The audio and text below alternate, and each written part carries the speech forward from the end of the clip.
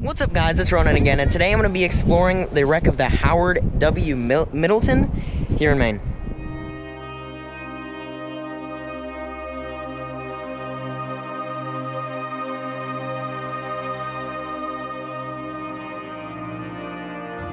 If your family is like ours, you've enjoyed visiting Higgins Beach, also like ours, every time we visit, we talk about the wreck. Finally, we grew curious enough to do some research. Today we're going to share that with you so that you too can learn more about the mystery wreck at Higgins Beach. If this is your first time watching our channel, I would like to thank you for joining us and hope that you will consider subscribing. So the ship was a cargo ship carrying coal, and it crashed or landed, went aground 1897 and on August 11th, and it is actually August 11th, so this is the anniversary of the shipwreck, which is really cool.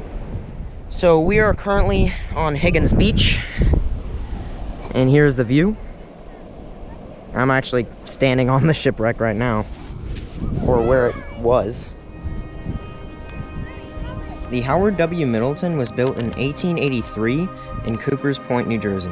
Its length was 145 feet, and it was 35 feet wide, which is about the size of the fuselage of a modern Boeing 757 airliner. The Middleton had 2 decks, drew 15 feet, and displaced 589 gross tons.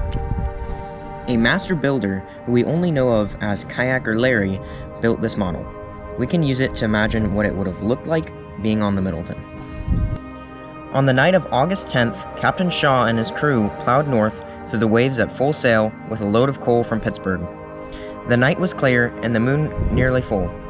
But as the cool night air settled in, the fog became so thick that a witness, Miss Emma David, could barely see her friends as they bicycled home from a dance. The old wreck down by the river has been a part of the scenery here at Higgins Beach so long that most folks just take it for granted. But there are some of us who can remember when it wasn't there and when it came. Way back in 1897, on August 11th, that was a bad night. Oh, it was foggy. It was so thick it looked as if the space between earth and sky was stuffed with gray-white cotton. A bunch of us kids rode over to Bowery Beach on our bicycles to a square dance that evening.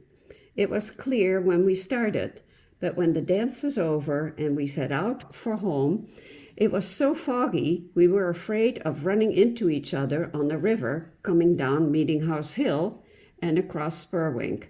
However, we made it without a mishap. My mother was awakened by loud, curdling noises out towards the water, but she could see nothing. When morning came and the fog cleared, we saw a 3-masted schooner stationed well inshore near the first point in the river. It was a beautiful ship, majestic, sitting there as if at anchor. She didn't look at all like a wreck. It was the Howard W. Middleton, strongly built of white oak and yellow pine, a really noble ship. It had left Philadelphia on August 2nd with 894 tons of coal for Peter Nickerson and Company in Portland, Maine. Captain Shaw was trying to make Richmond Island Harbor inside the breakwater to lay over till morning. Instead, he ran onto that rock near the mouth of the Spurwink. On our geodetic map, that rock is charted as obstruction, and it is only about 28 feet deep there. You can always see a breaker there a couple of hours before and after dead low water. Well, there was lots of excitement. The crew came ashore and talked with the residents. Tugs from Portland Harbor plied the waters for days, taking off coal. She had soft coal in her lower hold and hard coal between decks. On August 12th, she was declared a total loss and was placed in the hands of the underwriters. People began to pick up coal on the beach by the buckets and the barrels. Mrs. Kenny remembers that her father drove over from Westbrook with a cart and got 2 tons of coal for winter. People were eager for souvenirs, of course. And many of us remember when some big boys stole the ship's bell. But the captain or the sheriff made them return it to the captain. There she stayed on the rocks, pretty as a picture, although she was really broken in two. Sometime that following winter, a storm broke her up and washed her ashore, where she now lies. There is a piece of it in the river, too, which can be seen at low tide. There are always changes around the old wreck. Years ago, there was quite a big swimming pool around the ocean end of it, with water as deep as 8 feet near the boat. Some years, the ribs of the hull stand up high above the beach, and perhaps the next year they will be buried in the sand. For years, we picked up beautiful iridescent pieces of coal, showing red, green, and blue, and even now you may find a lone piece from the old Howard W. Middleton. So we were walking around and we found this, and it looks like coal, possibly. Just found it on the ground after 100 and something years. It's still here. Less than 20 miles from its destination, after more than a week at sea, the good ship Middleton's journey came to an end.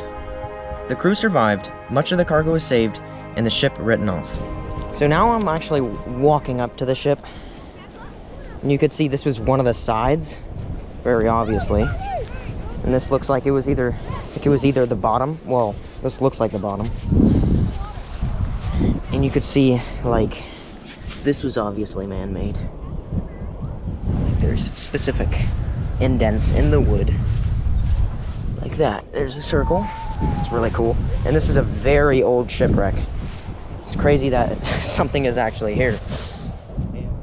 That's some old wood. Wow. So basically I'm standing where the ship would be, probably under the sand, possibly.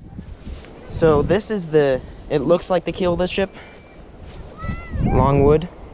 When this ship crashed, it crashed into a rock here at Higgins Beach, but there was a lot of coal on it. Obviously, it was a cargo ship for coal, and families would actually take all the coal, and there was families that had 3 years worth of coal, so they would save a ton of money by taking the coal off of the shipwreck. So this is going to wrap up the video for you guys. I really hope you enjoyed. This is certainly an interesting shipwreck. I really do like exploring shipwrecks because it's just crazy sometimes how they got here and how old they are, especially this shipwreck. It's very old. And I still like that there are still parts of the shipwreck here. I know most of them aren't visible. Like, as I said, I'm probably standing on, there's some wood down there somewhere. But yeah, anyways, don't forget to like and subscribe so you can join us on our next adventure, and goodbye.